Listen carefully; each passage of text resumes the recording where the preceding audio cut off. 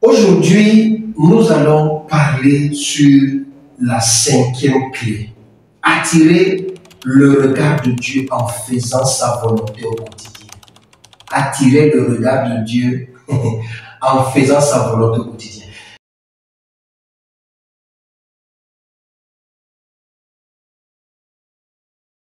Permettez-moi de commencer par ce texte de Matthieu chapitre 7, du verset 21 au verset 23, mais on va lire seulement le verset 21, le reste on va faire le commentaire.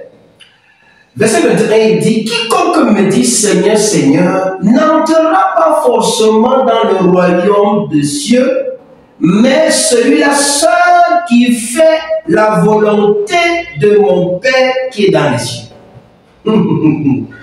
Ce n'est que celui qui fait la volonté de Papa qui est dans les cieux qui va entrer dans son royaume. Je crois que ça donne à réfléchir. C'est le sujet de notre partage d'aujourd'hui. Nous voulons parler sur attirer le regard de Dieu en faisant sa volonté au quotidien. Bien-aimés dans le Seigneur, j'espère que vous avez suivi l'enseignement sur la première clé, la deuxième clé, la troisième clé, la quatrième clé. Nous sommes sur la cinquième clé. La volonté de Dieu, c'est quoi? En français simple, je ne vous apprends pas le français, c'est faire ce que Dieu veut.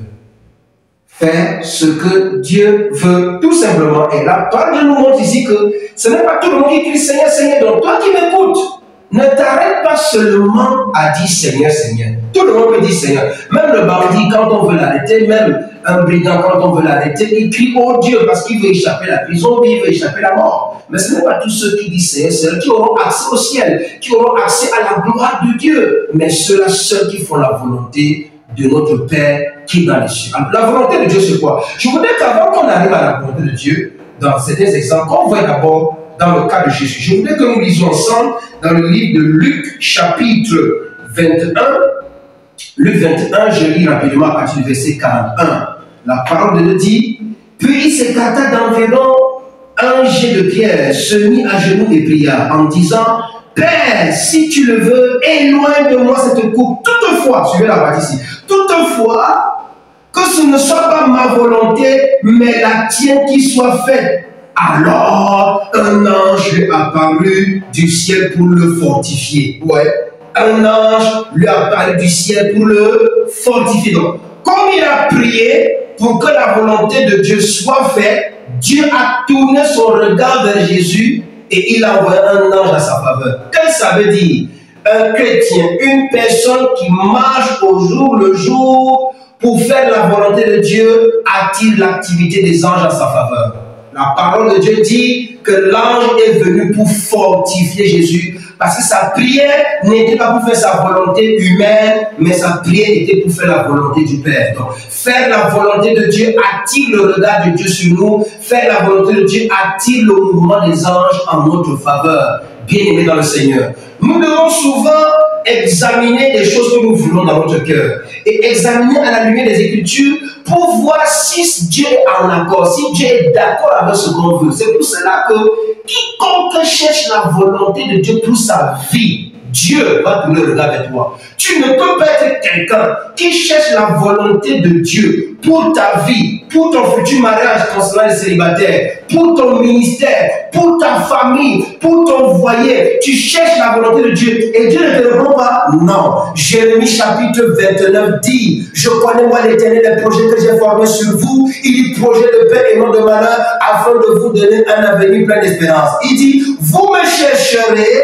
et vous me trouverez si vous me cherchez de tout votre cœur. Donc, il a un plan pour toi. Si tu le cherches pour connaître sa volonté pour ta vie, au jour le jour, au quotidien, Dieu va tourner le regard vers toi. Donc, je vais encourager quelqu'un qui traverse des moments difficiles, qui traverse des situations difficiles, des moments où tu es dans la confusion, tu ne sais pas quelle direction prendre. Applique la deuxième et la troisième clé. La deuxième et la troisième clé, allez suivre. Vous allez voir de quoi ce qu'on a dit sur la deuxième et la troisième clé. Applique la deuxième et la troisième clé que nous avons déjà enseigné et cherche la volonté de Dieu et Dieu va se révéler à toi. Je prends un aspect de la volonté de Dieu dans le livre de 1 Thessaloniciens, chapitre 4, à partir du verset 2. Écoutez ce qu'il dit. Vous savez en effet quelle recommandation nous vous avons donné de la part du Seigneur Jésus. C'est-à-dire, la recommandation donnée, c'est de la part de Jésus, pas de la part d'un homme,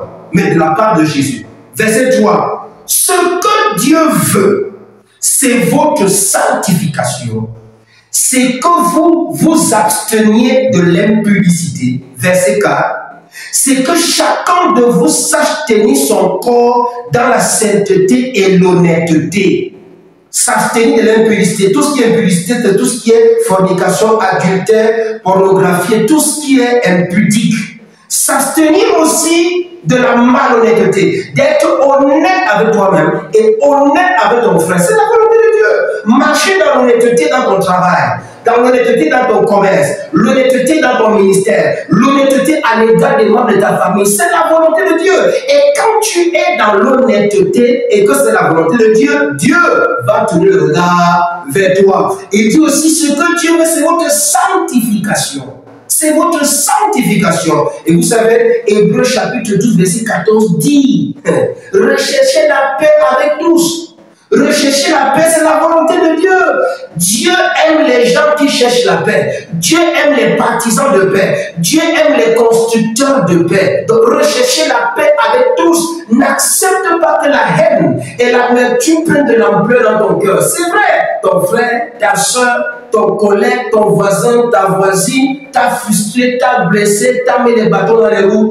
Mais permets que ton âme guérisse. Recherche la paix avec tous. Virgule, il dit, et la sanctification sans laquelle personne ne verra le Seigneur. Donc, si tu mets de côté la vie de sainteté qui est la volonté de Dieu, tu ne peux pas attirer le regard de Dieu sur toi. Donc, une personne qui marche selon la volonté de Dieu ne peut que attirer le regard de Dieu sur lui. Alors, si tu as écouté et que tu sais que c'est à toi que Dieu est en train de parler, je veux que dans les commentaires tu écrives, c'est à moi que Dieu parle, je veux marcher selon la volonté de Dieu. Écris cela dans les commentaires, c'est à moi que Dieu parle, je veux marcher selon la volonté de Dieu. Et si tu as souvent trouvé que la volonté de Dieu est difficile, je te conseille d'entrer dans la prière. Je te conseille d'appliquer la deuxième clé et la troisième clé et la quatrième clé qui vont te donner la capacité, qui vont te donner la puissance de pouvoir marcher selon la volonté de Dieu. Va sur les vidéos sur la deuxième, la troisième, la quatrième clé. Tu auras la force de pouvoir marcher selon la volonté de Dieu.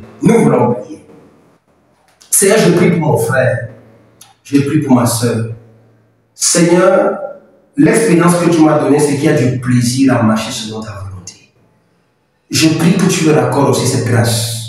Je prie au Dieu que tu accordes la grâce à mon frère, ma soeur, que tu rends capable de marcher selon ta volonté, de marcher selon ce qui est écrit, de marcher selon les désirs de ton cœur et non selon les désirs de notre cœur charnel.